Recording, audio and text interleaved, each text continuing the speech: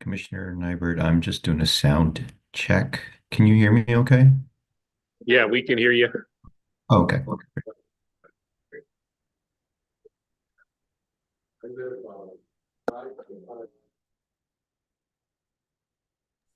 And I could hear you as well.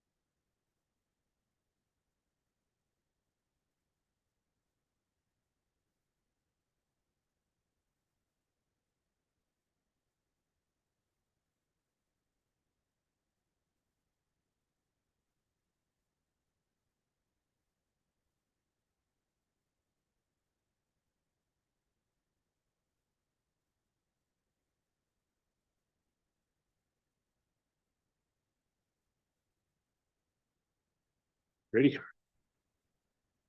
Good morning. This is Pat O'Connell. I'm calling to order the New Mexico Public Regulation Commission regular open meeting for Thursday, April 3rd.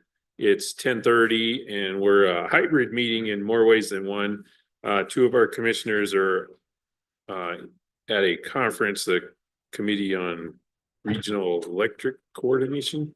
And so they're online hybrid, but can we go ahead and take the roll? Commissioner Nyberg, Present. Commissioner Aguilera, Present. Commissioner O'Connell. Present. All commissioners are present and you have a quorum, Mr. Chair. Great, thank you.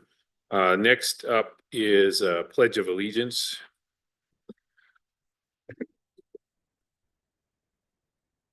Pledge allegiance to the flag of the United States of America and to the republic for which it stands, one nation, under God, indivisible.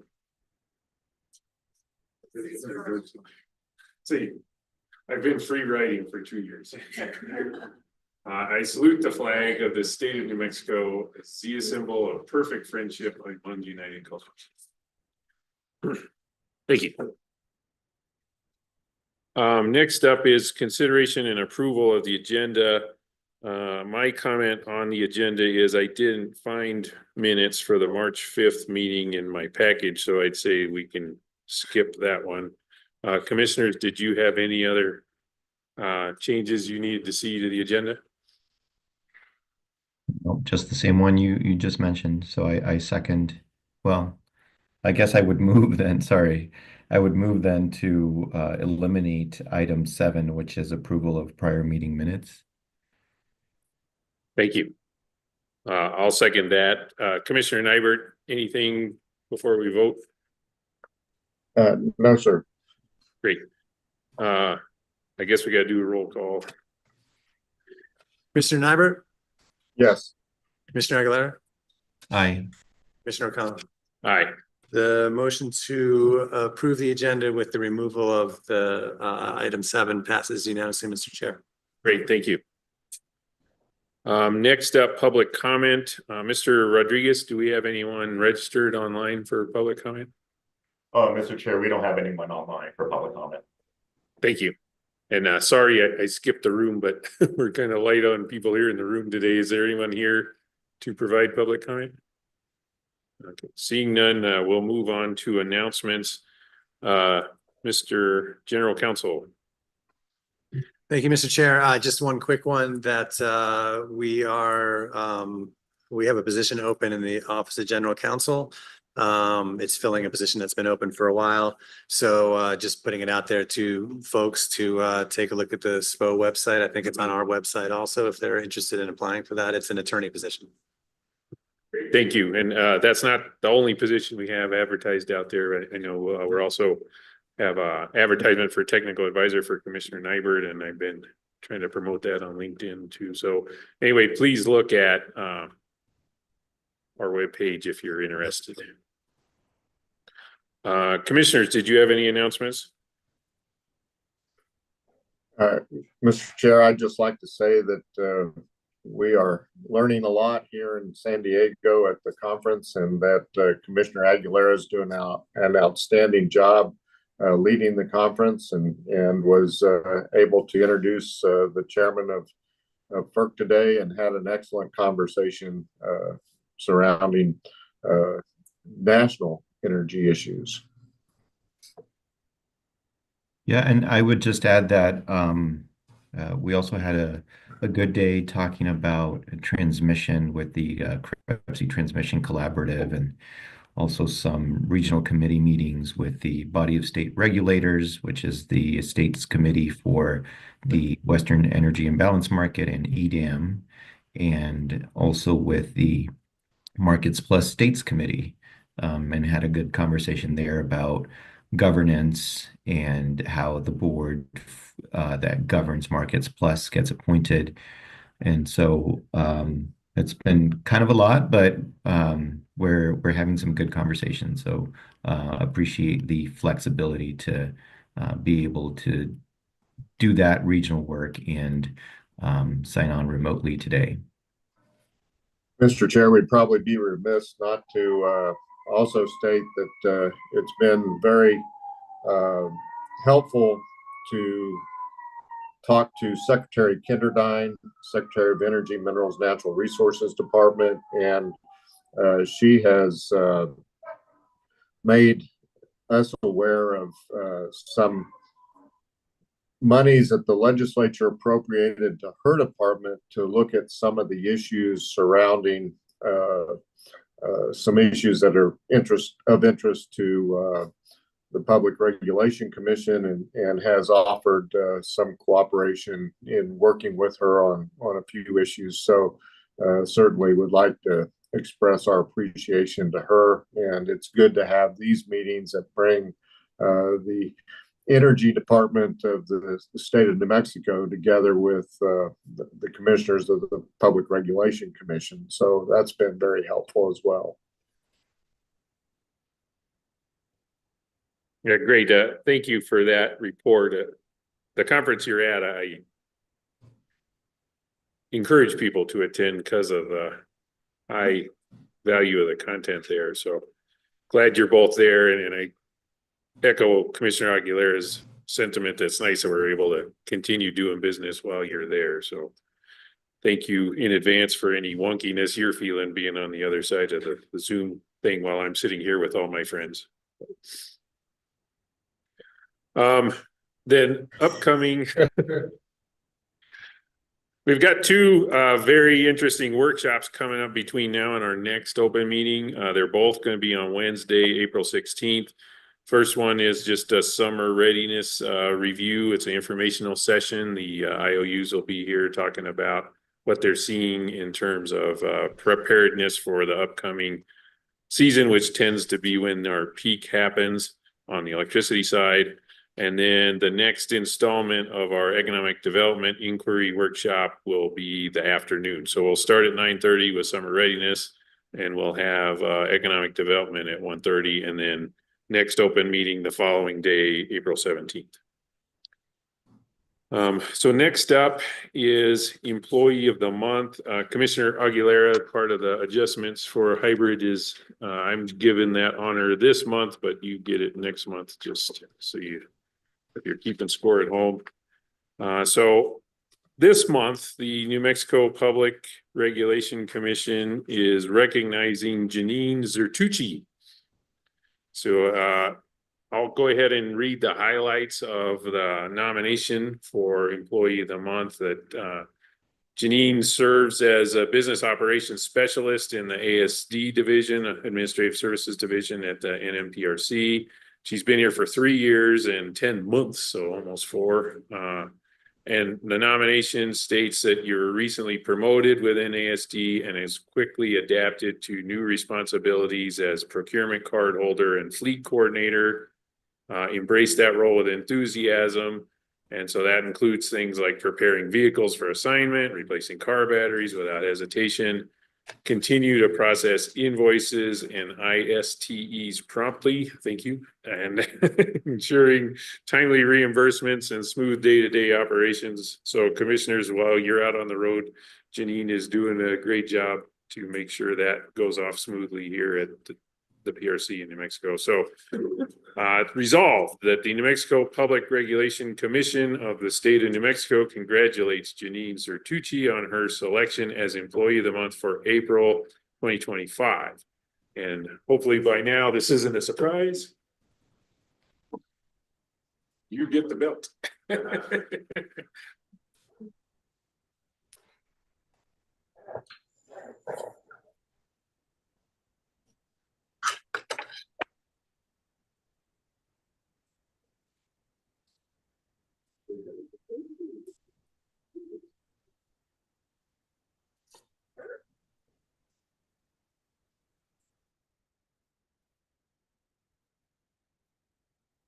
Moving right along, commissioners, the next up is the consent action agenda.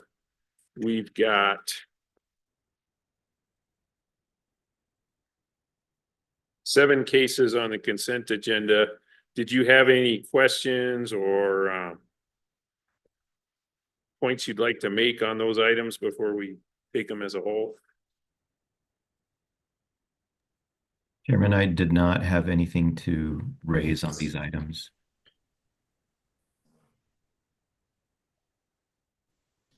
Ooh, looks like Commissioner Nyberg got.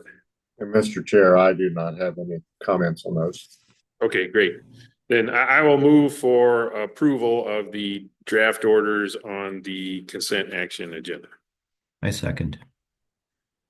Roll call, please. Commissioner Nyberg, Yes. Commissioner Aguilera, Aye. Commissioner O'Connell. Aye. The motion to pass the consent action items passes unanimously, Mr. Chair. Great, thank you. Okay, so next up, we've got two regular action items. They're both been led by OGC attorney Kevin Gedko. Both cases, we've considered these items before, and we thought, hey, this is an opportunity for us to examine how we write the final orders on these type of issues. And so we've got potential final orders for both cases, and I'll let Mr. Gedko lead us through that conversation. Good morning.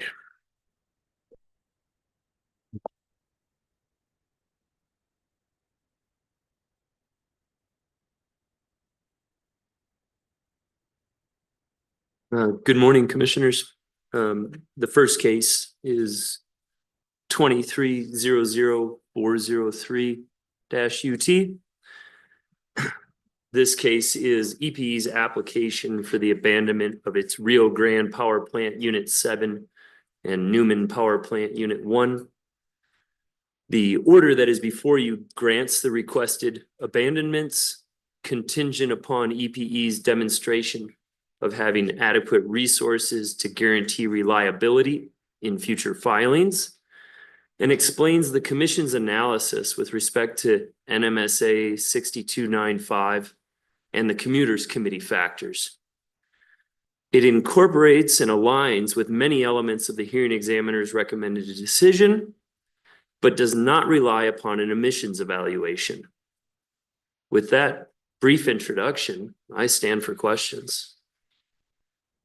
Yeah, I appreciate that. And, you know, I thought we had a great debate on the issue it's almost a month ago now. And then I realized that I was not clear in what I said at that meeting. So appreciate the work that Mr. Gedko's done to land this draft order on the table.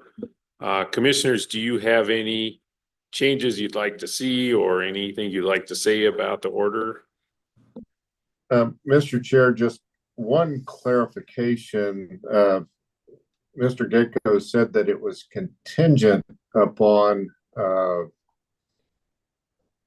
it having capacity, but if I'm reading the correct order that's before us, I don't think it's a contingency. It just allows basically EPE to hold these two facilities into determine when they're actually going to abandon them. It gives them some time period, but it's not contingent upon that. I think it's absolutely granting approval to abandon without the contingency, and that we do find in the findings that the facilities are not needed and will not impact New Mexico customers in an adverse way.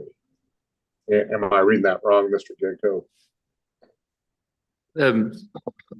Part of the comes from the fact that contingency gets used by EPE to refer to the fact that they'll maintain these units in a contingency reserve status until future filings demonstrate to the Commission's opinion that adequate replacement and capacity is available on EPE's system. So in the ordering paragraph B, that's referred to, that says EPE may abandon RG7 and Newman 1 according to the plan submitted in its application, and taking into consideration its current and anticipated new generation capacity, and may hold the facilities in a contingency reserve status as necessary until they are retired and decommissioned in accordance with the plan submitted by EPE.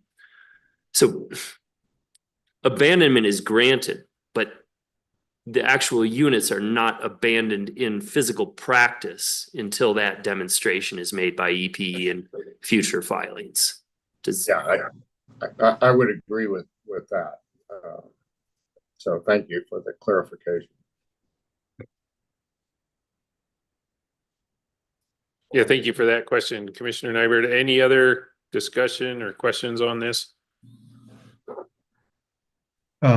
Just some quick discussion. I think that the way that I'm understanding the order in this case is that, there's this question about the emissions and whether the commission is going to consider those here. And I think the point the order makes is that we don't need to consider that based on the commuters committee standard. This application is being, or the request is being approved. And so obviously there are separate laws, the ETA is one example where at the end of the term there, emissions are considered, and the order explains that emissions will be considered throughout the IRP process. And so I just wanted to talk about that here to, clarify the way that I'm understanding this order. And I agree with it. I support it. I think that this is the correct way to go. And that is all the discussion I had, Chair.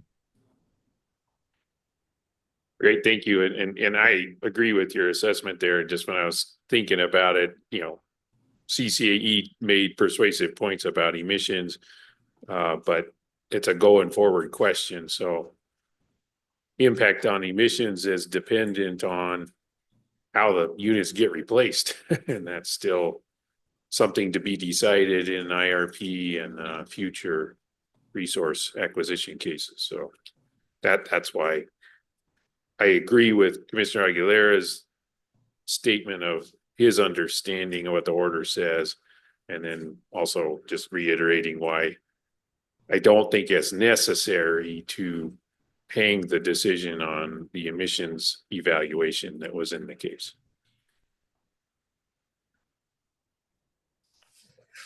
Mr. Chair, I would move approval of the final order granting abandonment in docket number 23-00403-UT. I'll second. Any more discussion? Just make sure if anybody had any confusion about what we're voting on before we vote. Seeing none, and then I recognize there's a bit of a lag, having experienced that myself. So, and I also didn't wear my glasses. So if you raise your hand, I can't see you. So anyway, if you want to interrupt me, just make a ruckus. But I think we're ready to vote. So Mr. Cameron, will you call the roll? Commissioner Aguilera, Aye. Commissioner Nyberg, Yes. Commissioner O'Connell. Yes. The motion to approve the order as written in 23-00403 UT passes unanimously, Mr. Chair. Great, thank you. Next up, Mr. Gedko, case 2400273. Again, this is one that we've had a discussion on at a previous open meeting, and Mr. Gedko was asked to work with Commissioner Aguilera to try to draft a final order. It sounds like we're at a point where we either need more discussion or we're ready to finally issue the final order. So we'll see how that proceeds. Take it away, Mr. Gedko. Thank you, Chair. Yeah, this case 24-00273-UT is a case in which Seasol LLC, the developer of the selected Raven Soul Community Solar Project, has petitioned the commission for a variance to allow it to move the project approximately a quarter mile or 400 meters to another parcel of land owned by the same landowner.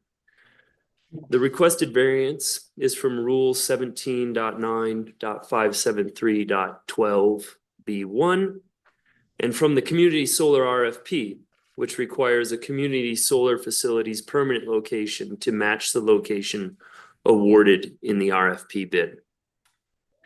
Concurrently, PPCNE, another community solar developer with a project on the wait list, has filed a motion for leave to intervene.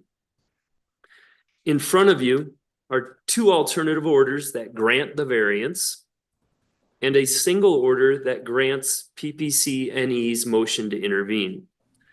That order granting the motion to intervene will be issued regardless of which of the two orders are approved for the variance request.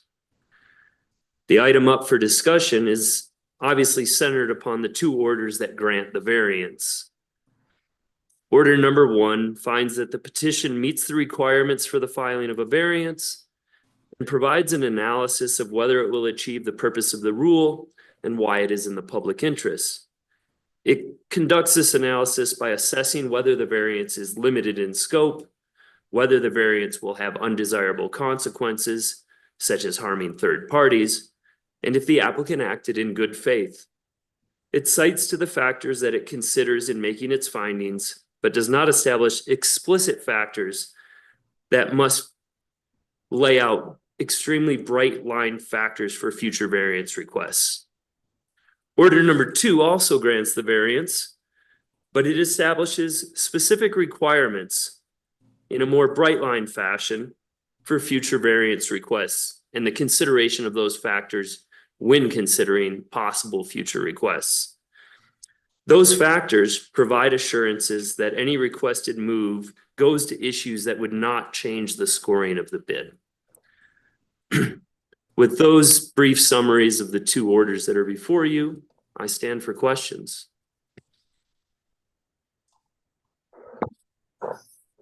I guess I'll just start with my brief summary of how I see these two things, and then maybe Commissioners Nybert and Aguilera, you can correct me or help guide it. And it kind of looks like a matrix algebra to me. Do we want to do a decision that's just based on point by point facts of this case versus our review standard, or do we want to look at it by the review standard and then insert the point by point facts of the case? Both are correct from my point of view. So just hopefully I characterize that correctly, and love to hear just recommendations for how you think we should go forward.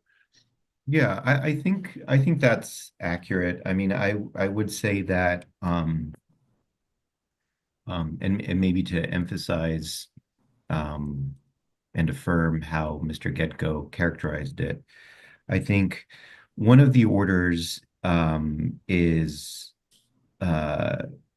considering how we would apply this to a broader range of variance requests that we might get for community solar. And the other one, and so that could even apply to other requests beyond relocation. The second alternative, I think, is more focused, more narrow as to the particular situation that is occurring here, and also considering how we might, the commission might handle future requests for relocation only. That's my understanding. So I do think that, I mean, I think both orders are appropriate, and really it's more a policy decision and that we have before us. And happy to talk about them, but just to characterize how I understand the approach that is presented in both orders.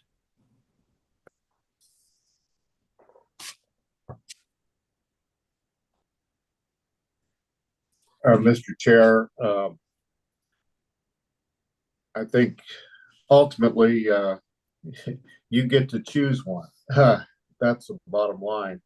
I would say that when we discussed this last time, I thought that we were trying to come up with factors that would be appropriately considered in granting variances generally and to provide guidance to these parties with respect to community solar facilities that may find themselves in the predicament of needing to be moved, and what factors would be important to us in wrestling with the issue, and at the same time try not to upset the apple cart in terms of how the scoring would occur with respect to which projects get selected. And so we, wrestling with those issues, it seemed to me that there were a number of factors that should be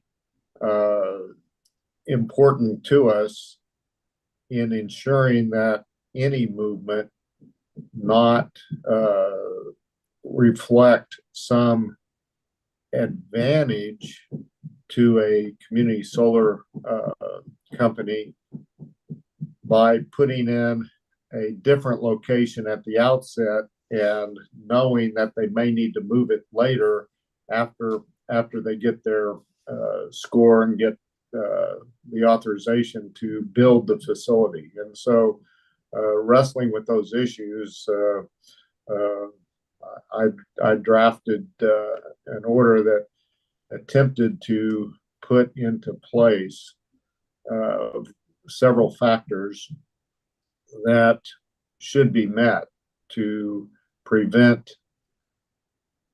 a movement from impacting the initial decision or the scoring decision and putting one facility in queue above another facility. And so we wrestled with that. The other thing, initially we saw that an order was drafted to incorporate both the substance of the issues we're having to decide with the motion for intervention. And I appreciate bifurcating those because I think they're two separate issues. And for my own 2 cents, I could go either way on the motion to intervene. I could certainly support the intervention. I did look at their brief, considered it, but I could also see good reason why we would not want to grant intervention in this case. And so I believe before us is a separate motion to intervene. So, Mr. Chair, I think we ought to tackle that first issue before we get into the substance of the second issue, and that's the substance of the variance. So I think we probably ought to dispose of whether or not we're going to allow intervention first and then move to the second issue of the variance request. So I'd make that suggestion. Yeah, and that's a good point. As to the bifurcation, I would note that both of the orders bifurcate. I think that in this case, it seems more appropriate. I don't think that we have to bifurcate it, but it seems cleaner and more appropriate. So both orders would do that. Certainly have some responses as to the substance, but I want to say that I agree with Commissioner Nybert that it probably is better to address the intervention first, and then we can move on to the substance. Yeah, thank you for that. And I agree. Let's talk about the intervention first. I'll just tell you from my point of view, like if you look at how cases get processed with hearing examiners, there'll be like a procedural order that just handles every motion. And so to me, that was kind of the pattern that we were following. But when those two got separated, I thought, well, yeah, that's the right thing to do here. So I appreciate this bifurcation happened. In terms of motion to intervene, my experience is the commission's always been pretty liberal in granting interventions. in hindsight, it might have been good to somehow communicate with the world that when we got to this point where we were deciding an issue, the intervention deadline was over, but we didn't do that. So because we didn't tell people intervention deadline was over, I'm leaning towards granting the motion to intervene and then take it as a lesson learned. You know, it's kind of like when we figured out, hey, we should put in our final orders the mechanism that closes a docket, so we're not here chasing dockets that are 10 years old. Let's just make sure that's a detail we attend to, which is an intervention deadline on every case. But because we didn't, I'm leaning towards just the motion that grants the intervention. I agree with that. I think that it would, I mean, the intervention came late, but I don't think that we can say that it was untimely. As you mentioned, Chairman, we didn't set a deadline in this case. And we talked last time about potential improvements to our rules to make it clear when comments are due and when interventions are due. I think that's something that we can clean up, but I don't think that the intervention here needs to suffer because we didn't set that deadline. And so I also support granting the intervention. Mr. Chairman, my comment would be that the intervening or the party requesting an intervention, they've had an impact whether or not we grant intervention. I think all three of us have read and have taken to heart the arguments that they have expressed, and certainly the arguments that the petitioner has responded as well. And so we have considered their filings,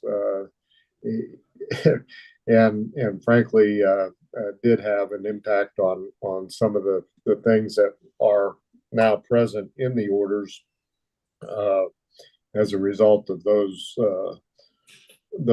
filings, whether we grant formal intervention or not. So either way, they've had an impact in my mind. And like I said, I'm certainly happy to go either way. And it sounds like both of you are in favor of intervention. So I guess I'll make the motion to accept the motion for intervention and allow the intervening party to intervene in this case. I second. Thank you. Just one comment before we vote is, how dare you recognize reality, Commissioner Nyberg? Whether intervention was granted or not, they had an impact. So yeah. Okay. Any other questions before we vote? We're voting on granting motion to intervene that's been teed up by Mr. Gecko here. Seeing none, roll call, please. Commissioner Nyberg, Yes. Commissioner Aguilera, Aye. Commissioner O'Connell. Yes. The motion to approve the motion to intervene passes unanimously, Mr. Chair. Okay. So now we're on to the which format or which form of the order for the Cecil variance that we're talking through. And I very much appreciate both things the commissioner said. And I'll say that these two orders really put me on my toes in terms of having to think through what's the principle that matters here. And the advantage of the form of the order that gives the decision-making framework and then shows how the facts of the case work within that framework is that's more scalable.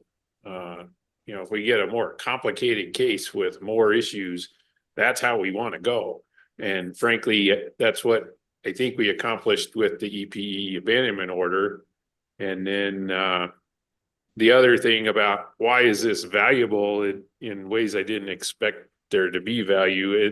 Each time we have one of these meetings, it's funny because kind of a theme of the week tends to appear. And I participated in a hearing yesterday, and at the end, it was a case where there was a stipulation, and the as normal practice, the applicant asked to offer a certification of the stipulation for the hearing examiners to use, and hearing examiners declined that offer because they wanted the world to know, hey, we're in a moment where we're trying to look at how we've been doing things and don't just do them the same way we've always been doing them. So let's make sure we're doing them in as good a way as possible going forward. So as painful as this debate might be, and just the wonkiness of us not being in the same place, just want to take a moment to acknowledge that I think what we're doing, questioning how this stuff lays out, is super valuable.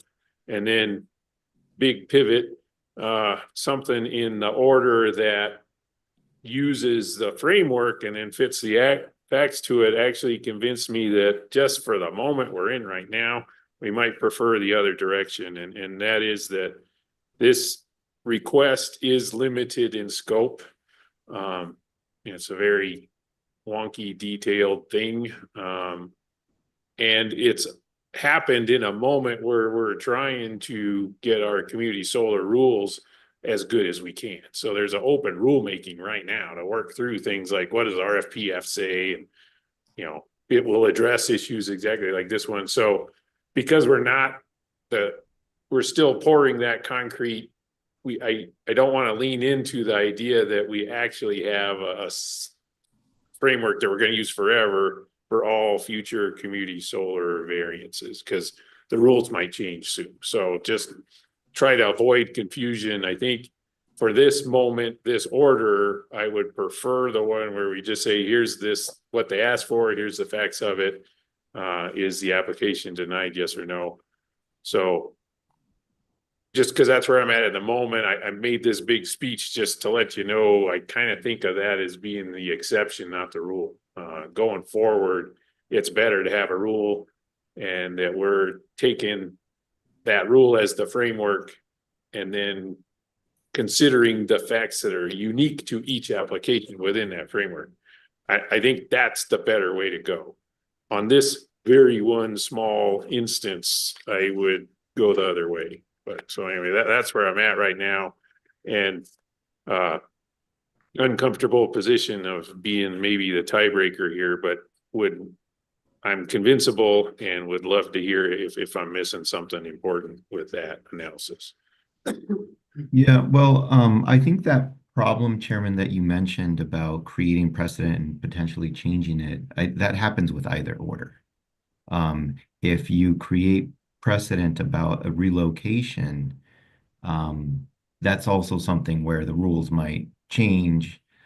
And I think the one that treats this issue, or not treats, but considers future issues more generally, is something that could be informative in the rule. But and so I think that problem happens either way, but that's not the actual concern that I have. I mean, I think both orders consider the fact that you don't want the scoring to change. And in particular, you don't want a change to this project that would have reduced the score, because then that's not fair. That puts developers in a situation where they could potentially avail themselves, take advantage really of the process and apply with certain criteria and then change the project later on, knowing that the commission might approve a variance in a way that is not as favorable. And so I think both orders are considering that. The problem that I have with being more prescriptive here, I think if we did go in the direction of that order, I would want to change what we're prescribing because I have concerns there. But I think the second order creates a perverse incentive here for developers to know, hey, I could, not study this as well, and the commission will grant some kind of relocation. I think that's a real concern here if we're saying at the outset, we will grant relocations if they do this. Um, and I don't think that's the message that we want to send. I don't think we want to tell the industry that we're going to grant future relocations so long as they're within a mile.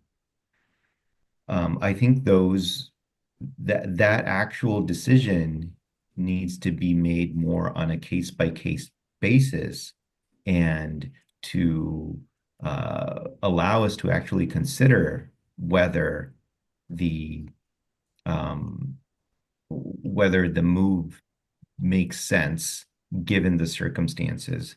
So I think that involves us considering whether other parties are affected either through delays or through cost increases, and also considering whether the scoring would have decreased. We wouldn't want that. And then so if we are more prescriptive, there are things in this order that make it to, for example, where if a line is 5 miles out, you can't relocate the project to be only 3 miles out because it limits them to only moving a project within a mile. And that situation might actually make sense, right? To relocate the project so that it is closer, so that the generator tie line interconnecting the project is shorter and costs less money. Or there might be other reasons. And so that's the concern that I have, is that we don't know what future circumstances are going to occur. And so I want to leave the door open for the commission to be able to consider different circumstances. And I also don't want to send the message that, yes, you can pick a location and we'll be fine with moving it later as long as it's within a mile, or there are a few other uh, criteria that need to be met that are proposed in the second order.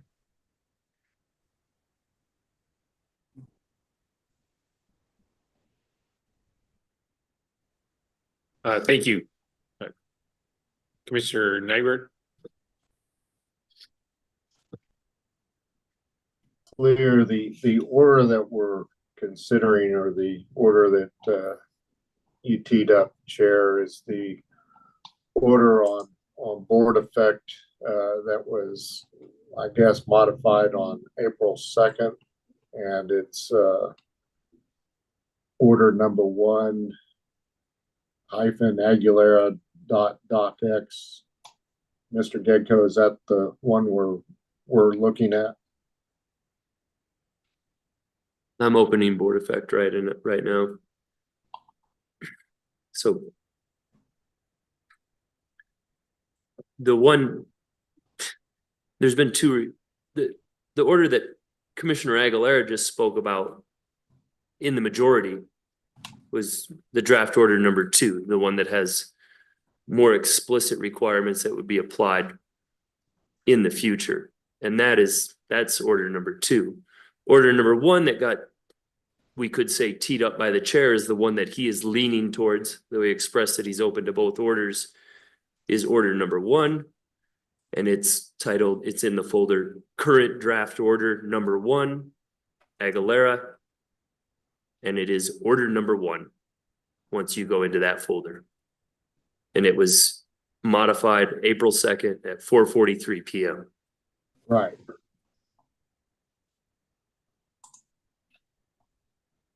Okay, let me.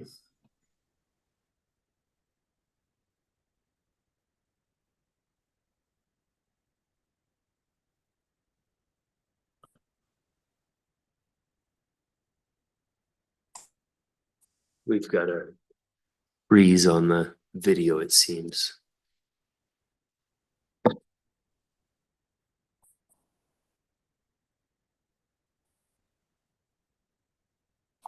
Am I frozen? I don't think I'm frozen. I can. Yeah.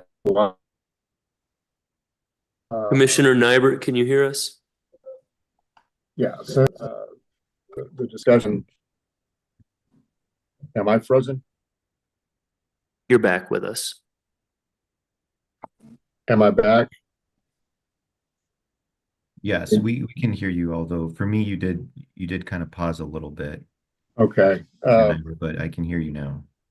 Okay, so the order that I'll spend my time on is the order that Mr. Gedko just talked about.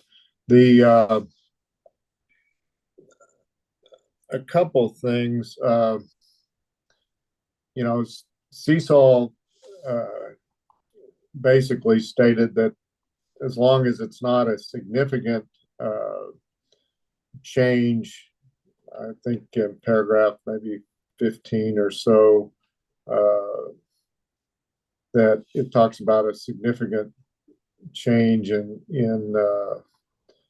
the move to location, then it ought to be granted. And certainly, I don't want significant to be a term that we're really looking at. I mean, there ought to be some other standards applicable, and so I think it's not a finding on our part, but I just want to make sure that that's not something that we're saying is particularly important.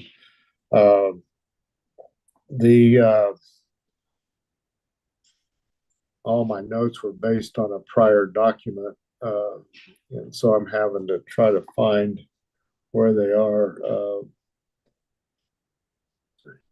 Right, and while you're looking at that, I would confirm that that's my understanding as well, as we're not relying on their statement that it's not significant. And I think that's part of my messaging here is that's for us to decide whether, and that's not the standard we're being proposed, but if that were the standard, either way, I think it's for us to decide whether to grant the variance or not based on the circumstances in each individual case. Yeah, the paragraph 19 talks about we find that the variance will not have undesirable consequences such as harming third parties. I would say that undesirable consequences is much greater than just showing harm to third parties, and we don't want undesirable consequences that go well beyond that. So I would, I guess, such as harming third parties, that's one, but I would probably put a period after undesirable consequences and strike such as harming third parties to make it clear that that's not synonymous. My other concern is really the paragraphs that raise the issue of good faith. And I say that because in our last meeting, I questioned whether or not Seesaw had acted in good faith. And frankly, in my opinion, their due diligence process was done fairly sloppily, and they made statements that frankly I don't think could be made in good faith. But this order talks about good faith, and I don't think it's an issue that we need to address, and frankly find it somewhat concerning by making those findings, because if we make findings that Seesaw acted in good faith, I'm not sure we'll ever be able to find that a company acts in bad faith absent just frankly deliberate intent to deceive, and I don't think that should be the standard. So my recommendation would be to strike the paragraphs dealing with the issue of good faith and not address the issue for that purpose, as well as the precedential nature that this might have.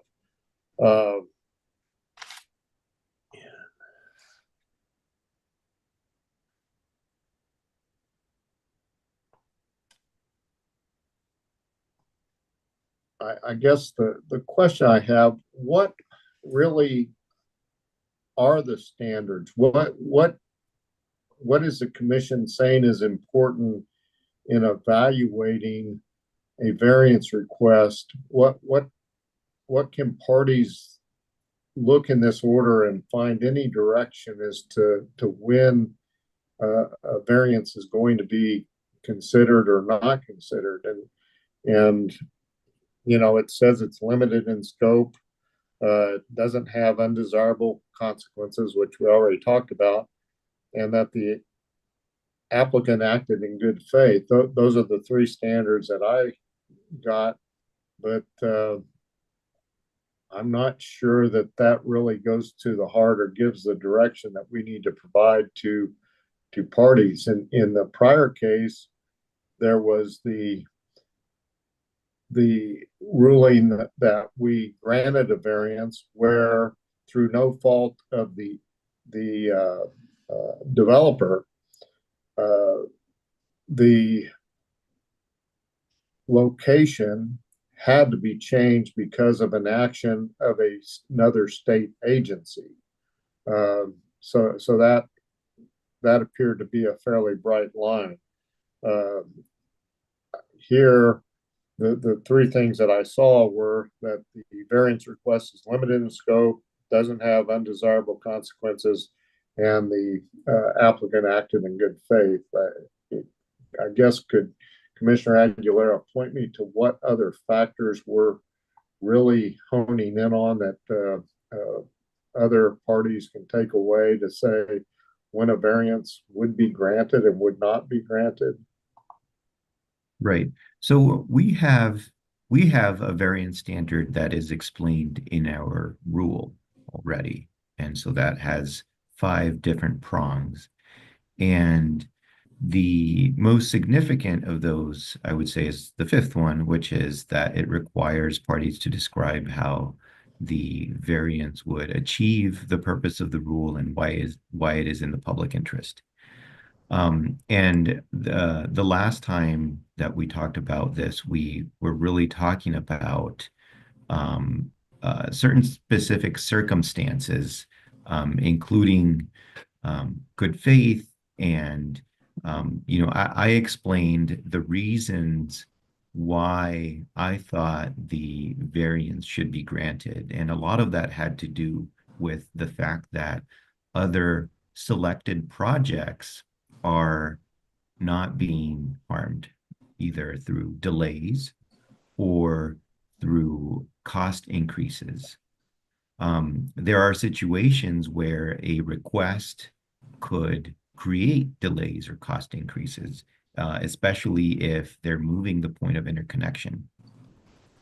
And so as a result of that conversation, what I did here is borrowed the standard that FERC uses to grant variances, and they call them waivers. And so that's where this language comes from, the no undesirable consequences, including harming third parties. I think you're right. We could just say no undesirable consequences. And so when you take that framework, then you can kind of think about, well, are there undesirable consequences? Are other selected projects being harmed? And this finds that in applying that standard, it finds that no, because there's no evidence that costs will increase for other selected projects. There is also no evidence that there will need to be a restudy that could delay other projects. It also finds that that the intervening party here has explained that if CESOL withdraws the project as a result of our denial of the variance, then they stand to gain. The order applies that undesirable consequences prong and finds that the intervening party is actually in the same situation as it currently is. And so it's difficult to, right, because our denial does not necessarily mean that CESOL is going to withdraw the project. And so it's a little bit of a cute argument to make that, you know, we're harmed because we're next. When in fact, a possible outcome of the denial is that they just, CESOL just builds the project with a different design in the same location. And anyway, I think we can change that standard by eliminating such as harming third parties. But I also was not trying to reinvent the wheel. I was trying to borrow from something familiar that I think works well.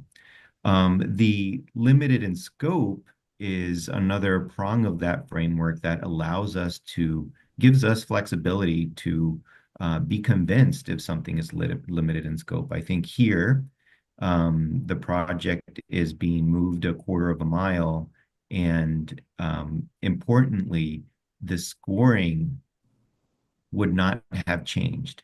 In other words, if CESOL proposed this new location way back when it submitted its bid, it would have received the same score. And the reason we know that is because any project that is sited within a mile of the utilities line gets an additional 2 points in the scoring. And this new location is still within that mile. So we know that the project would still have received those 2 points. And so we start to be able to look at it that way. And now I'm forgetting what the third one is. Oh, the third one is the good faith. And I don't know, Commissioner Nybert, if you were able to see that in conversations with Mr. Getko, he explained to me some concerns that he had, and we worked together and pared that down significantly. And I would also note there that there are different issues surrounding good faith. One of them is with respect to was this originally cited in a location that the developer thought was good, and a consideration of the amount of work that they did. I understand your concerns that maybe they didn't do everything that they could have, but I do think that they cited it in good faith. And I also think that they did a lot of pre-work before filing the variance request. They go through in their application and they explain 5 or 6 different alternatives that they considered before they ever even came to ask us for a variance. I think that they did a lot of work there. And so I ultimately believe that this was filed in good faith. And then there were other issues about good faith that we somewhat touched on within the application itself. This order does not delve into those as a result of the conversation that I had with Mr. Getko. Sorry to be extremely long-winded on this. No, that's fine. You know,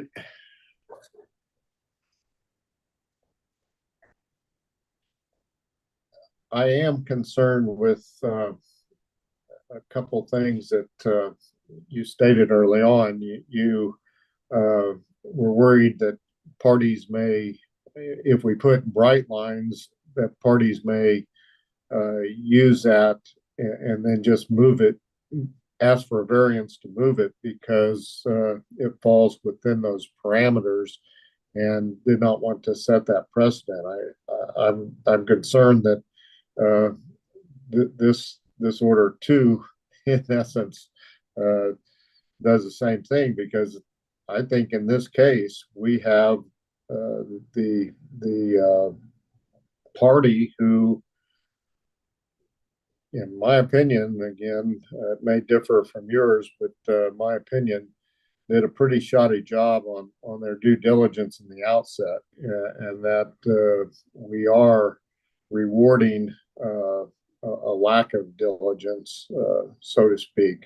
You know, anybody familiar with topography in New Mexico and Playa Lakes knows that maybe infrequently, but occasionally they do accumulate water, and those Playa Lakes do become lakes for short periods of time, and create some concerns. So I just did not looking at Google Earth at the topography. It seemed to me that somebody familiar with New Mexico would recognize the potential for the very issue that they are now wanting relief from. And so, in my mind, we are rewarding the very thing that you said you were concerned about. The issue of good faith or bad faith is also concerning, because our first introduction to this issue was an order denying the variance for the very reasons that were, are now being expressed by me about their diligence or lack thereof, and some of the statements that just didn't maybe jive with the facts, and so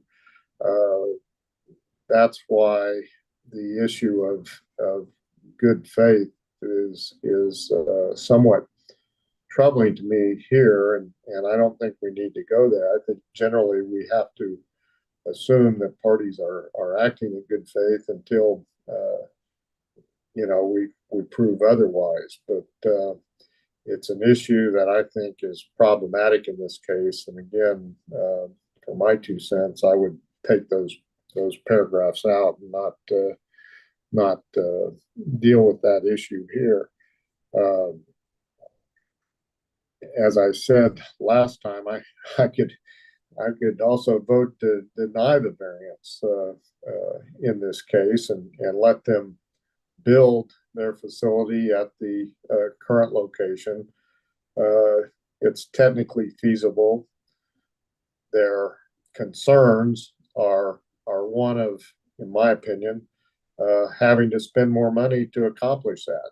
They're going to have to raise their solar panels 6 to 8 feet higher than they otherwise would, and so more expense, and probably some hardening of their assets to deal with potential water. But that just goes to cost, and certainly doesn't go to the technical ability to complete the project. So again,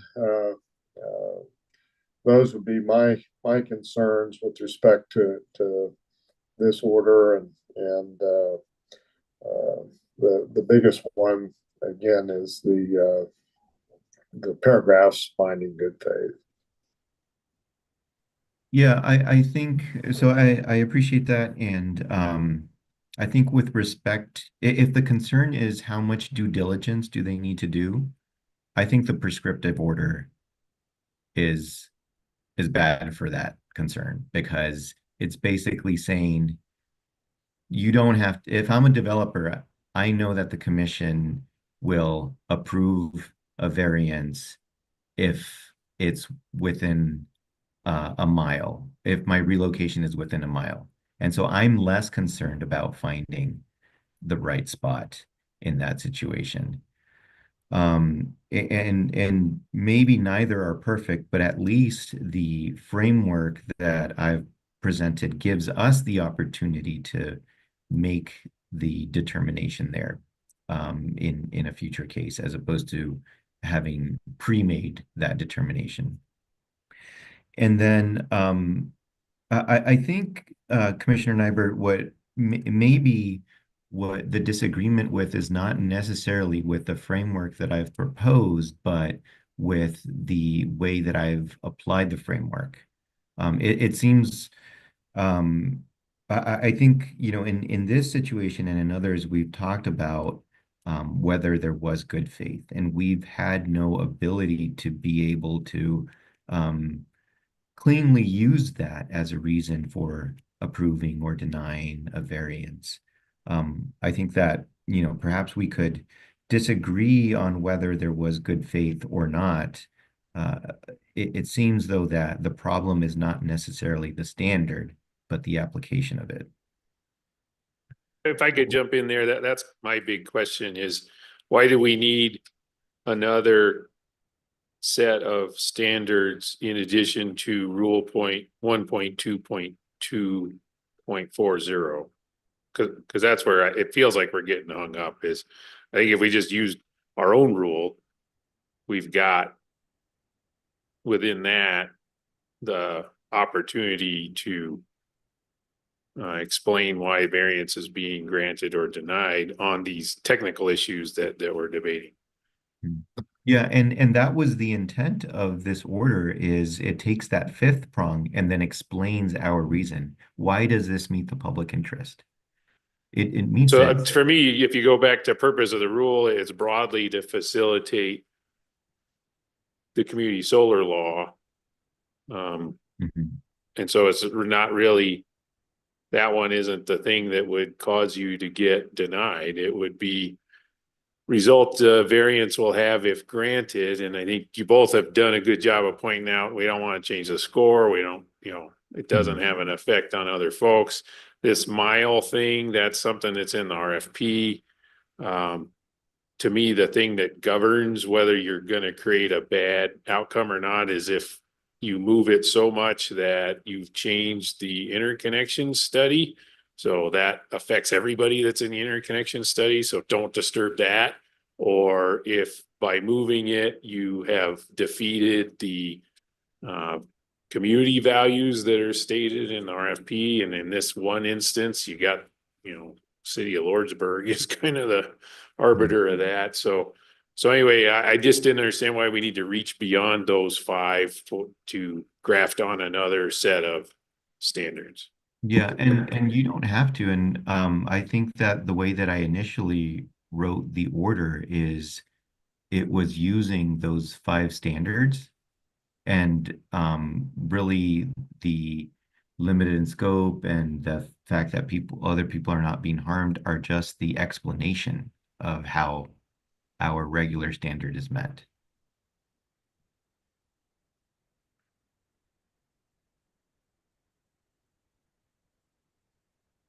Yeah, because it seems like that introduction of good faith, and I had frankly the same comment when I was reading through the thing is like, is good faith a high bar or a low bar? I don't know. So anyway, that's one of the things that got us high centered was adding that concept.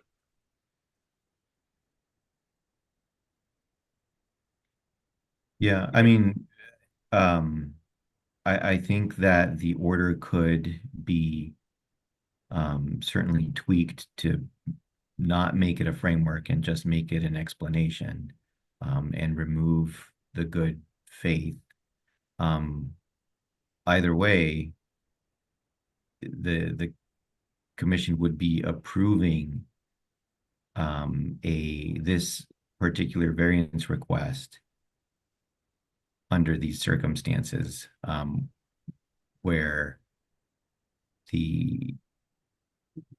well, at least one commissioner, I don't know if more than one, but at least one commissioner is concerned about the good faith. So, in other words, just because we don't say good faith, or whether there was good faith or not, it doesn't change the fact that a commissioner is concerned about it. It just, we're just ignoring it another way as opposed to addressing it. Well, that was my question. Are we ignoring something that we don't have to consider? And then, I mean, you've hit on a couple points that where, I started this thing saying the framework is a better place to be, are things I wholeheartedly agree with, that if you get prescriptive, then that's a bad outcome. And then, the precedent isn't the format of the order, it's the facts of the case. So I agree, either format we pick, we're setting precedent of how we ruled on this one question. So that goes back to whatever we do, we just need to make sure people understand this is very limited to this one situation, this one question, this one project. So those are the kind of things that I'm coming from. And when I was talking about precedent, it's just what guidance do we want to give OGC so we can be more efficient in the work that we're doing. I wasn't thinking about a legal precedent there. So anyway, just to collect where I'm at is just listening to the conversation. Things that are important is if we're going to grant the motion for variance, a big reason is because it doesn't affect the scoring of the RFP due to the facts and circumstances of this case. So to me, that's the big bottom line for how all, whether we look at the 5 from rule 1.2.2, or if we look at those 5 and try to use how FERC looks at it, all of that, it just resolves down to that is the biggest argument in favor of approving is it doesn't affect the scoring. Everything else is a detail kind of in my mind. And then, Commissioner Nybert's point, if you want to deny the variance, it's, hey, here's your RFP. You bear the consequences of your homework is the way I understand that. So, yeah. And the way that I propose my order is a result of our conversation the last time. I think what you're suggesting, Chairman, is that we go back to the initial order that was presented, which I also was fine with. I don't need to propose a new framework right here, right now, and I would rather propose it in the rulemaking. But the way the conversation went last time led to this. And I appreciate that. And that's why I started off saying the real value here is just trying to think about how are we doing our work. And the principle is issuing orders that are easy to understand from my point of view. So that's why I was like struggling with how do you pick one versus the other. And this conversation is pretty valuable. I would also suggest that whatever we do, it sounds like there are more edits in order. And rather than try to do that long distance, take another mulligan on this.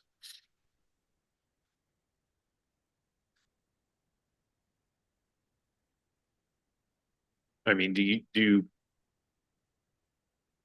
Commissioner Aguilera and Nybert, do you feel like we've hashed this out enough? We've got an order we can vote on?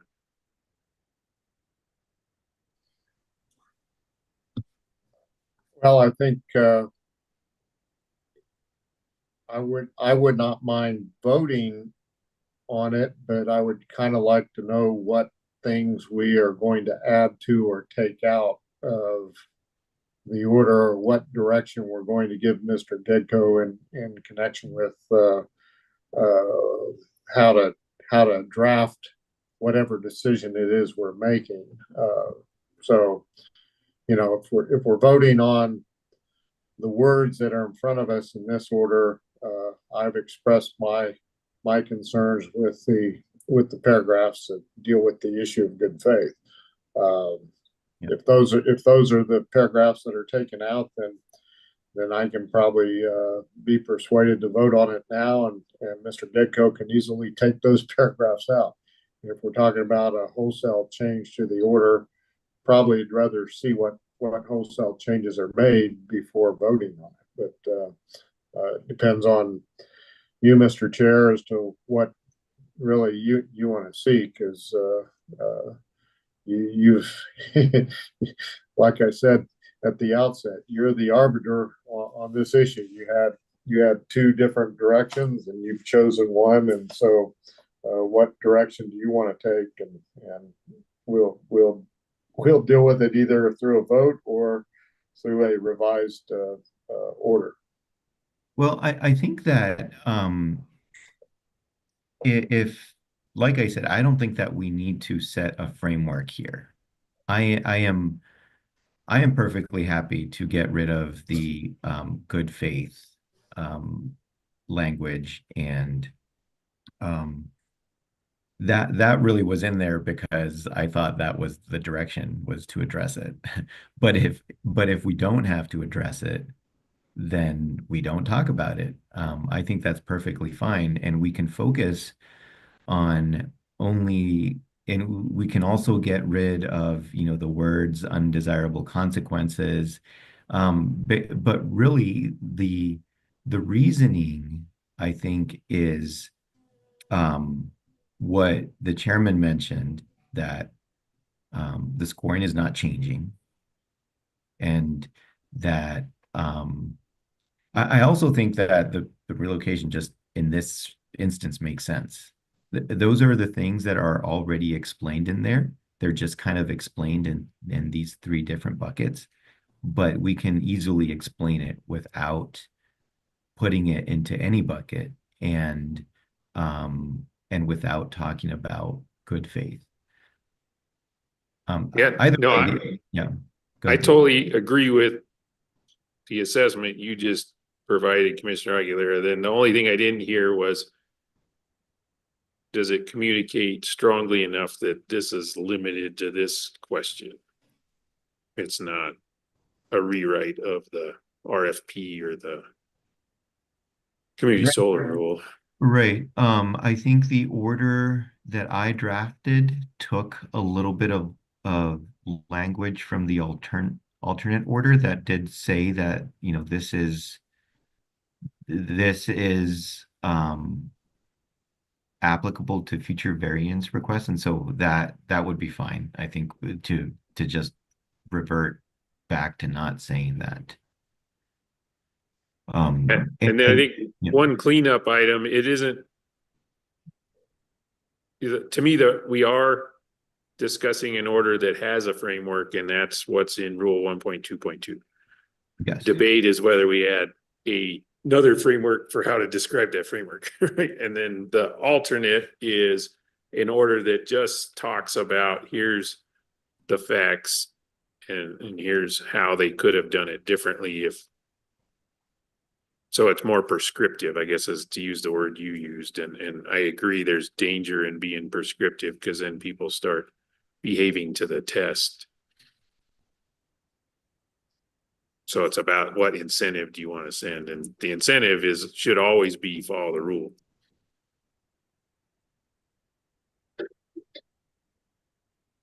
Yeah, I mean, the order that I've drafted starts out by saying what our rule says. There are 5 standards, and then it goes through each one of those individually and explains how the standard is met. The effect of complying with the rule, the result the variance will have. And then the part that I think is what resulted from our last conversation starts on paragraph 17, which starts with, given that this is an issue of first impression, the commission explains its consideration of the specific circumstances. And so I think, and then we start to explain kind of in different words the limit and scope. So I think maybe from there we can start to eliminate all of that discussion. And what we're left with is what's in our rule and an explanation of how this variance request meets each one of those prongs that already exist and currently exist in our rule.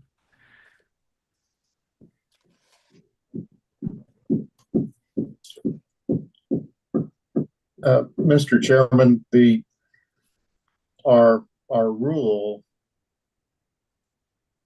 sets forth what the petitioner has to submit to us for consideration of a variance. It really isn't our standards for determining whether the variance should be granted. Those are things that they have to supply to us so that we can get a feel for whether or not a variance makes sense in a particular case. And so I'm not sure that just meeting those prongs entitles one to the variance. If we're doing our job, we will take the information they've supplied in those 5 prongs and then determine whether it makes sense. And so that's why we have to have other factors to determine, and that's why we go through the analysis that we went through. So you know, I go back up to those 5 prongs of our rule, and I don't view those as being the checklist for if I've done X, Y, and Z that I'm entitled to a variance. The variance gets issued or not because of specific facts in a case that then warrant a movement or warrant a departure from maybe another rule that we have. So that's why, you know, I thought we were trying to provide some guidance to parties as to what would be important to us with respect to community solar, because we've now had 2 variance requests, and there's only been a handful of community solar things that have moved to this point. And so it seemed to me that now was an opportune time to give guidance as to how we would conduct our analysis as to when a variance is proper or not. And so that decision's been made, and I'm not going to harp on it, but the 5 factors there are just simply what the parties are supposed to supply to us to give us the ability to then provide analysis if the variance makes sense. Yeah, I think that's largely true. It's largely procedural, but I'm not sure that I entirely agree. I mean, they have to explain what the result of the variance is, and then they have to explain why it's in the public interest and why it will achieve the purposes of the rule. I think that's really where the substance is and where the commission needs to decide whether the variance should be granted. Is it in the public interest? I think it's for the applicant to explain why it is in public interest, but for the commission to decide whether we agree or not.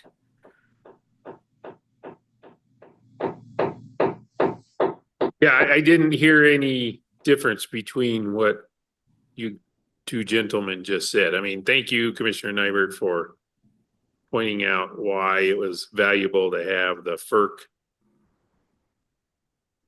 decision-making process to take the information that's provided in response to our rule, then how's the commission going to process that decision, turn it into a decision? That's what I heard.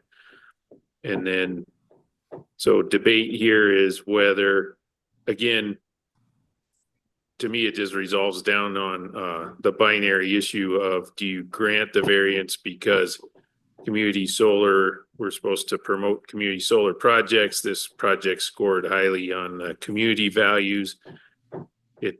Granting the variance won't change interconnection queue or RFP scoring, so not harmful to the current position of anybody else.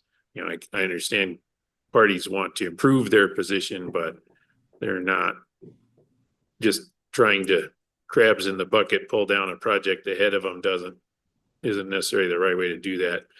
On the converse side is, hey, dear developer, you submitted a bid for a project that has material consequences on the cost, and you bear that consequence. So variance denied.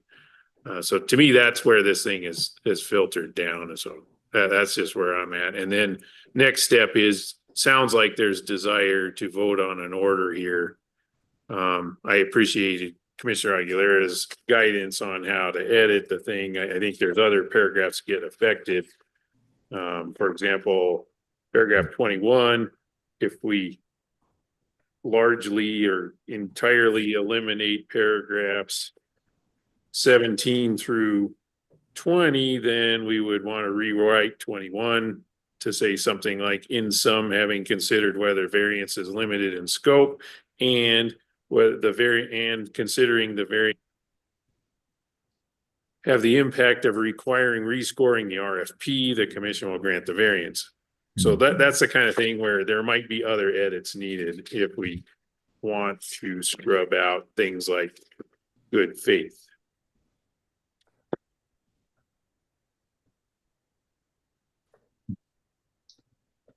Well, And just as a point of levity, I will point out, I also think we should always replace 400 meters with a quarter mile, because I'm not sure we're allowed to talk about meters right now. And then if we're comparing something to a mile, we should probably only have one set of units per map. well, Chair, I would be, I mean, I here's what I would suggest is I would move to adopt my version of the order as would need to be revised per this discussion. That would be the first thing. And then I think I understand the changes that you're asking for, but it might be better if you would work with Mr. Getko to, and I'm happy to do it, but it seems like it might be more fair in this situation if you did it, and then we can just vote today to delegate that and then issue that order, because I don't think that we need to continue this conversation, and the parties have been waiting long enough, and I would hate to roll this over to another open meeting. Yeah, I'm happy to do that. I've been taking notes throughout, and Mr. Getko has too. So hopefully we can come together and do something fairly quickly. So then the question, as I understand it, would be grant the petition for variance or not. We certainly could vote on that now. And then it's funny because of all these things we've been doing, Mr. Cameron found the option for an oral order in our rules, but don't know if we're going down that road or not. And then looked like you had something you need to say, Mr. Keiko. My only concern is that there's been expressions of not wanting to set additional standards with respect to fleshing out how we address E5 of our variance rule. But we've finished the discussion with limited in scope, the scoring not changing. That is a fleshing out. That is inevitably, when you write an order, precedent to some degree. And so I would just like the commission to be very clear if they're going to vote on this today, exactly what we're going to say with respect to that, or that it be delegated and be okay. But right now, those two things are a little bit hard for me to reconcile. Any order that we issue is going to set precedent. And I think what we can control here is how we frame it. And, you know, are we saying this is an issue of first impression and therefore we're putting forward this framework? Or do we not say that? But I think the precedent will be created either way. And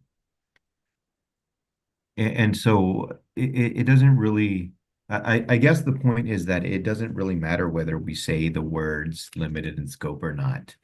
I think it's really the reasoning that we're explaining that is going to be important here.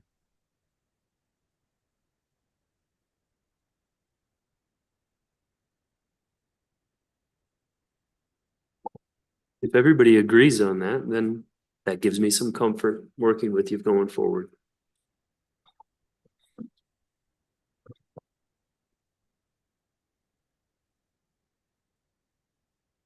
To see if Commissioner Nyberg had something to say. So then I'll propose that we vote on a order granting petition for variance. Mr. Gedko and I will work on drafting that order based on the conversation we had here today. In second. Any further discussion? And well, actually, I would, I'm trying to think back to what the motion was, but just want to make sure that it includes, you know, the authority for the chair to issue that order via single signature order. Yeah, we didn't say that explicitly, but we can. So then I'll amend the motion that grants issuance of the order that is drafted via single signature order. And I'm single signature guy for this month. If that's an amendment that needs to be seconded, then I second. Yeah, I think it's worth it just to make sure we're all. So, okay, any discussion on the motion that's on the floor as amended?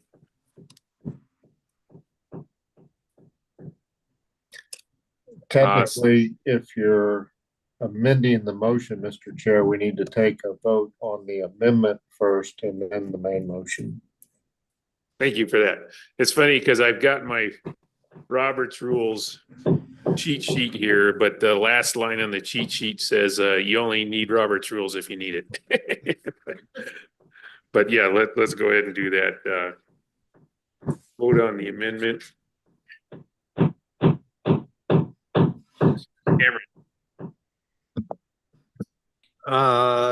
Commissioner Nyberg, Yes. Commissioner Aguilera, Aye. Commissioner O'Connell. Aye. So I think this is the motion to amend the original motion. So yeah, so the amendment is passed, so now we're voting on the amended motion. That passes. So the amendment passes unanimously. Are we ready to vote on the motion? Commissioner Nyberg? Yes, and it takes out the good faith paragraphs. Understood. Commissioner Aguilera? Aye. Commissioner O'Connell? Yes. So the motion to grant the petition for variance with the changes that were discussed at the meeting today, and then issue that order via single signature order after the meeting passes unanimously, Mr. Chair. Great, thank you. And thank you to all for participating in this conversation. Like I said, to me, it was more about trying to move the ball forward in how we help OGC do their job. Whether we succeeded at that or not, I don't know, but at least we uncovered some good issues. Thank you. Okay, so moving through the agenda, the next item is Mr. Montoya on a resolution.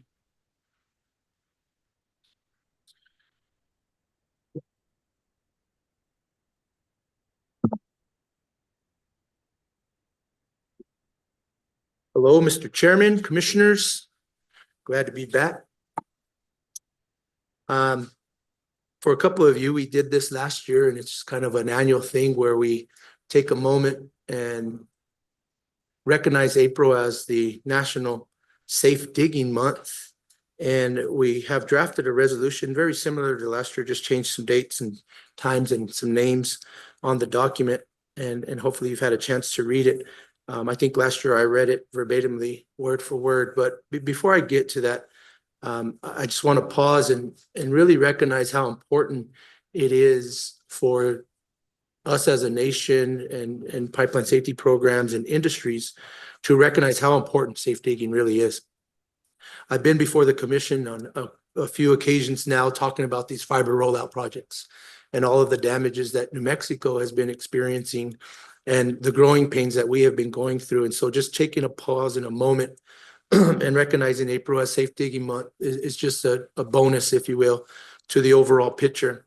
NARUC recently published something similar, I think, on April 1st. And they referenced a survey that the Common Ground Alliance recently conducted. And it concluded that 27 million Americans do not plan to notify 811. That's a pretty substantial number of people that are planning to just do projects around the home during the warmer months and seasons. And it's very concerning. Should be concerning to us, should be concerning to those 27 million Americans that are putting themselves and their properties at risk. And so, you know, just calling 811 before digging can no longer be ignored. I mean, bottom line, it was established back in 2005. So I always tell everybody that grace period has since expired for not calling 811 before you dig. So we take a very aggressive and serious approach to alleged violators that fail to call 811, and they are typically subject to civil penalties, no questions asked. By simply calling 811, Chairman, Commissioners, it decreases contractors' chances of damaging something underground to less than 1%. And that's just based on the numbers that we have here in New Mexico. By doing nothing more, by not potholing it, exposing it, doing nothing more than calling and waiting that advance notice period, decreases your chances by less than 1%. That's very important. I think that in itself tells everybody why we should continue to call. And so I just wanted to share those bullet points that are outside the resolution itself, Mr. Chairman. And if you prefer, we could read it, or we can just stand for questions and have another conversation about all the damages that we've been dealing with, but it's important. Yeah, no, thank you for that. I don't think we need to read the resolution. I will point out that, you know, you've brought this resolution before us, which thank you for that. NARUC has also issued a similar resolution. So it's not just us as a commission looking at it, the body of commissioners nationwide recognizing how important safe digging is. And so it's worth it to have a month to. On that note, get Mr. out. Chairman, if I may, the Common Ground Alliance, who's a big advocate for safe digging and best practices, and is actually celebrating their 25-year anniversary, and the conference is next week. So during the month of April, it's definitely magnified throughout the whole nation. So we'll be attending to that. Commissioners, did you have any questions for Mr. Montoya? No questions for me. Thank you for the presentation, and that's a good resolution. I dig it. Thanks, Jason. You meant to say to, not by. To less than 1%, not by 1%. Thank you, Commissioner Nurbert, for correcting me. Okay, so I move that we adopt the resolution Mr. Montoya has brought before us today to recognize April as Safe Digging Month.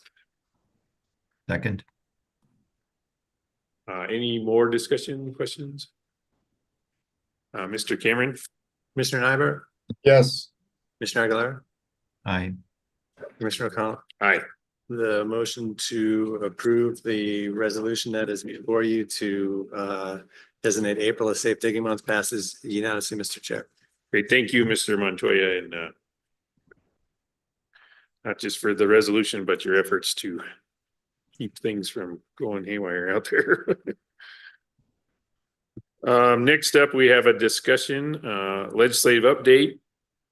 Probably falls off the agenda as a regular item until sometime later in the year, but for now, welcome Ms. Mares and tell us what you got. Good morning, Chair. Oh, whoa. Good morning, Chair and Commissioners. So we closed the chapter on the 2025 New Mexico legislative session. And I want to extend our sincere gratitude to the commissioners for your incredible support and engagement. Your advocacy this year made a tremendous difference to the agency. So I just wanted to thank you. I'll just briefly go through some statistics. Total legislation this year introduced is 1,328 bills. Of that, 247 bills passed. 196 of those were bills and resolutions, and 51 were memorials. So far, the governor has signed 24 passed pieces of legislation. The PRC, our agency, analyzed 58 bills. However, our chief of staff, Choya Corey, and staff were working with the legislature in the final hours with friendly amendments during the session.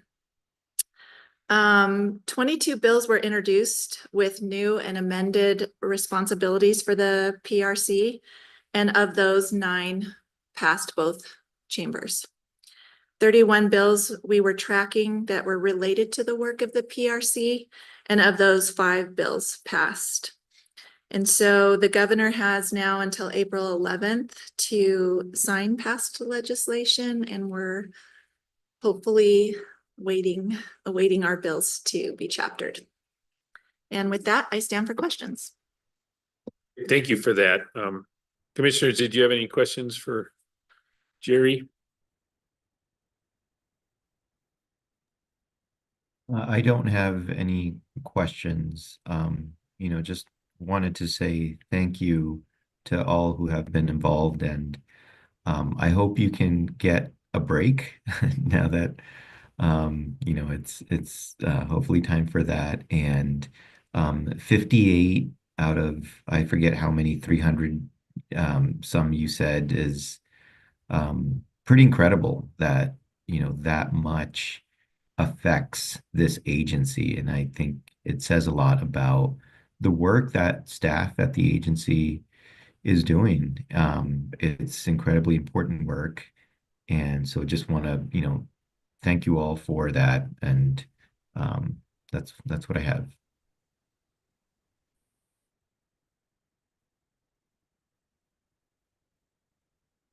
Okay, thank you. And thank you, echo those statements for, it was a long session, and I'll say you and the other folks at the PRC that was involved, I was impressed with how sane you were by the end of it. So good job. Good actress. Sure. All right. Never let them see you sweat, right? Thank you, Chair, and thank you, Commissioners. Thank you. Next up, we have a FY26 budget status update from our CFO, Miranda Mascarenas.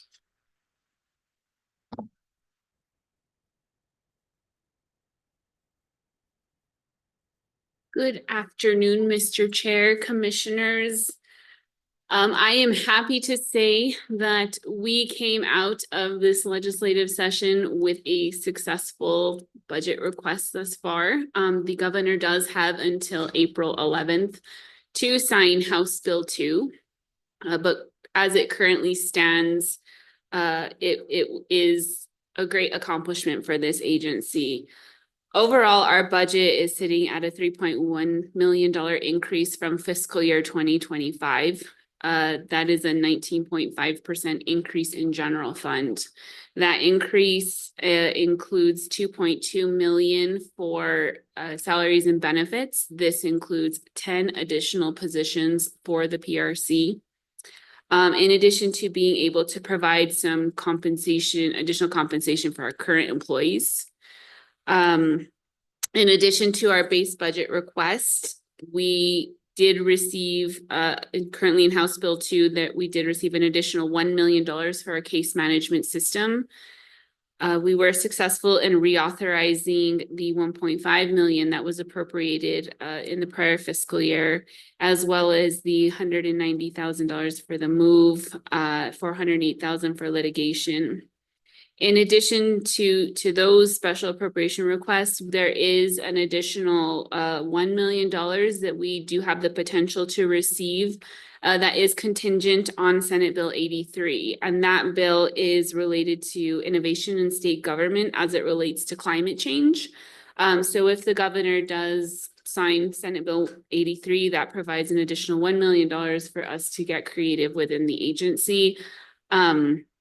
So those are things we are watching. We will be meeting with the commissioners individually, I believe April 23rd, to go through the budget in depth by line item and address the specifics of the budget. At that point in time, the governor will have signed, so we will know what is the final outcome. The budget submission is due May 1st to State Board of Finance. And my understanding is we're going to be looking at a special open meeting to approve the budget. It looks like around April 24th is when we're looking at. But overall, this was a very, very successful budget season for PRC. And with that, I will stand for any questions.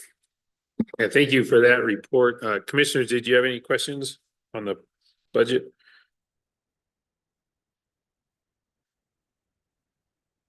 I'll just take a moment of recognition that, you know, for everybody who works here at the PRC, that's kind of what's required, to have the faith and confidence that the legislature shows in us when we get a budget like what you just described. So in addition to thanking the folks who were actively working on legislation, that particular one is a big thank you to everybody who's been putting in the effort to do what we're supposed to do here, and it shows, and here's proof of it. So thank you. All right, thank you, Ms. Mascarenas, and looking forward to our special session. Next up, very exciting PRC mentorship program presentation. We've got three folks to lead that discussion. Nick Rossi from Legal Division staff, Jose Montano from ASD, and Erica Avila Stefans from Office of General Counsel. And we got plenty of spare mics because of the current situation.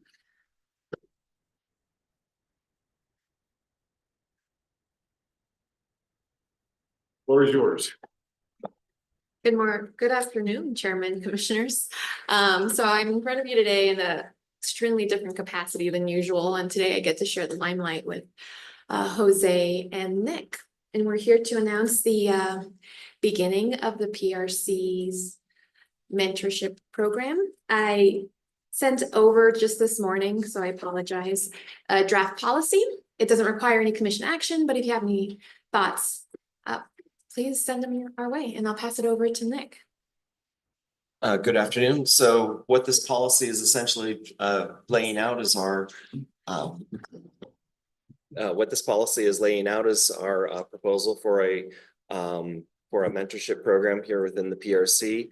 The policy itself covers the purpose to gain membership for our newer employees, and actually just for any employees who wish to be assigned to a mentor who has more experience in here at the PRC, and to help people get their feet wet and learn the ropes, and have someone besides their direct supervisor that they can go to have their questions answered. So within our policy, we've laid out some of the general procedures and how to start specifically for both the mentors and for the mentees. Some advice on how to get things going, and then what sort of check-in procedures there will be, and who can be a mentor, who can be, well, mentee is anyone who wishes to, but who can be a mentor, so that it doesn't affect their other work.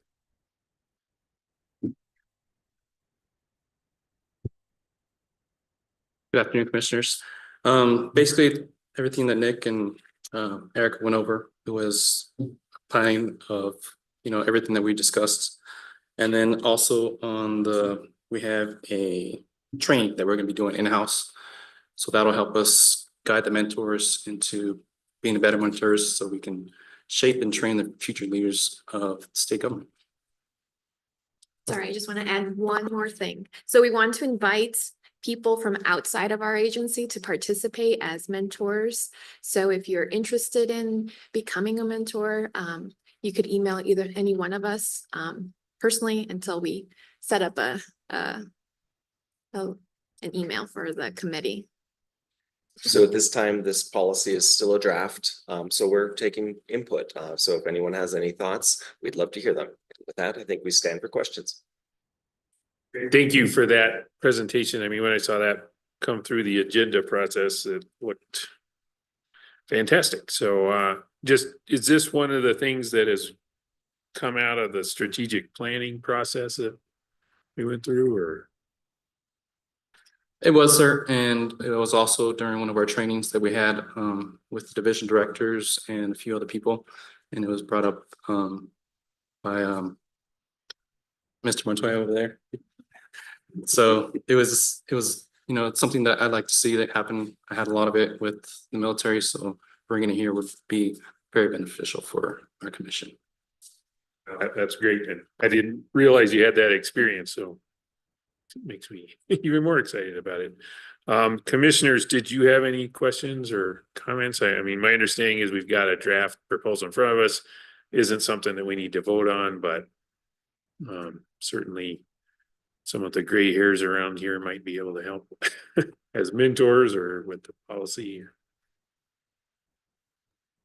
Thank you for drafting this, and just to the general idea, extremely important. I still talk to my mentors from when I first started, and want to encourage people to avail themselves of this opportunity. I think there's a lot that people can help you with, not just with your work, but your career in general, and also just life in general. So I'm just really excited that this is getting going, and thank you for your work on it.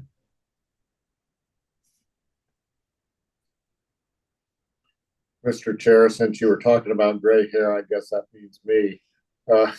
So I too appreciate the work, and am pleased to help out in whatever way I can. Thank you.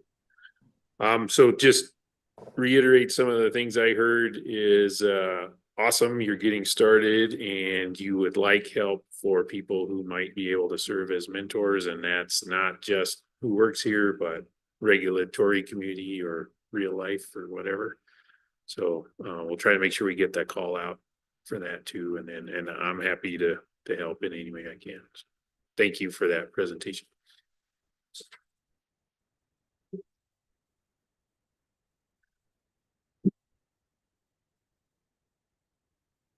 We have our chief of staff back now that legislation is over.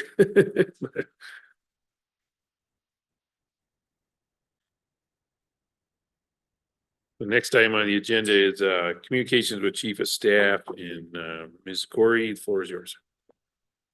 Good afternoon, commissioners. It's nice to be back into the more or less normal swing of things again. Feels like it's been a long time.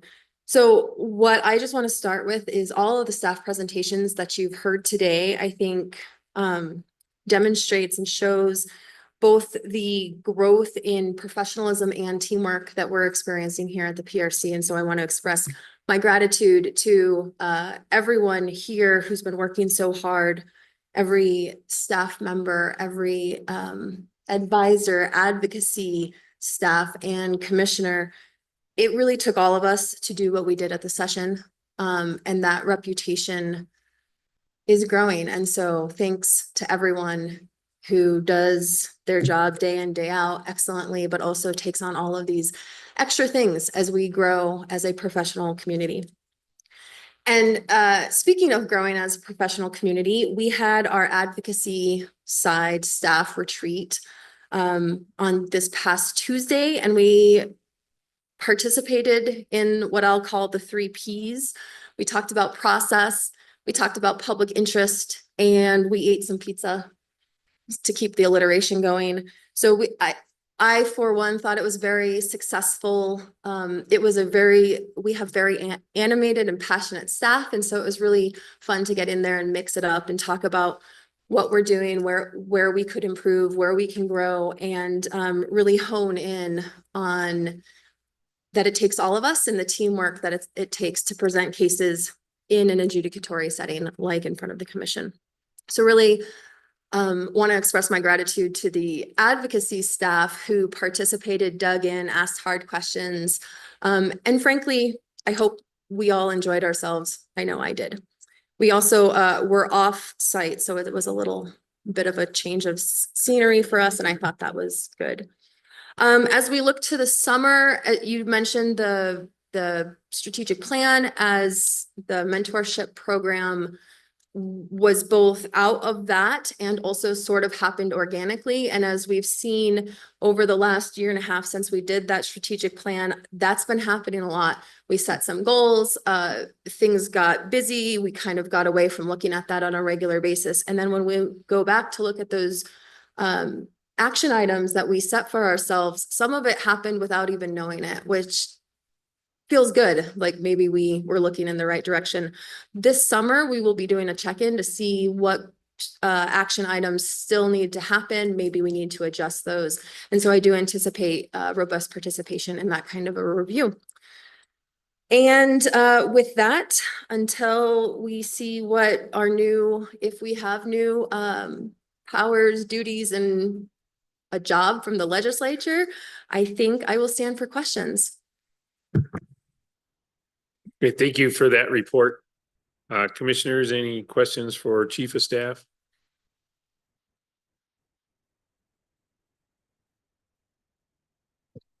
Okay, not seeing any. I'll just again thank you for your efforts and thank you for the report, and really looking forward to what you described, where we can check back in with that strategic plan. You know, I shared with you that took my ethics module for the year and was principle-based decision making, and it really also reminded me how valuable it is that we went through that process on just developing a strategic plan, and helps with identifying principles for ethical decision making. So value abounds. Looking forward to checking in with that and improving. Thank you.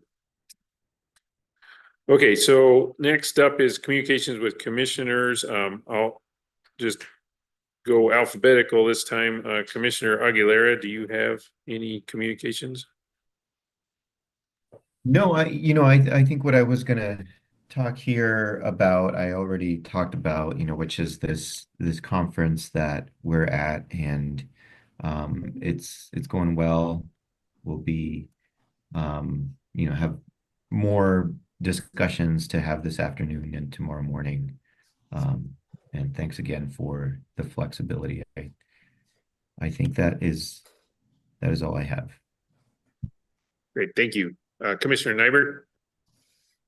Well, we will be trying to bring back some moisture with us. Although it's not raining much, it is cloudy, and so we'll try to bring some of that moisture back. It's pretty nice in Southern California, so I've enjoyed the time here, and it's been, as somebody said, it's another learning opportunity, and I told them all you guys keep doing to me is increasing the pressure on that fire hose that I'm drinking out of right now. So anyway, learning a lot, and appreciate the opportunity to serve. Thank you. Great, thank you both. And my experience with that conference is they don't provide lunch, so I apologies if we've run over into your lunch hour, but you're not missing anything, so. Reason I'm not there with you is I've got kind of a full slate over the next 2 weeks. Next week, and I think both of you will be joining me at the NMSU Current Issues Conference. That's our annual regulator convening that the New Mexico State Utility Program hosts at the El Dorado. So I think we'll all be there.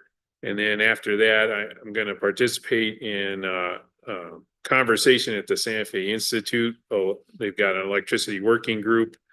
The topic is governance institutions for polycentric and technologically complex grid. So I've got some reading I've been trying to do at night just so I know what those words mean. But I'll be hopefully learning from some of the academics that are trying to push forward things like how do you govern the electric grid as technologies made that even more complicated. So definitely share anything that comes out of that. And then beginning of the following week, I'm going to be in Chicago. Northwest University has their electricity dialogue series. Those are they're condensed, very topical, good conversations.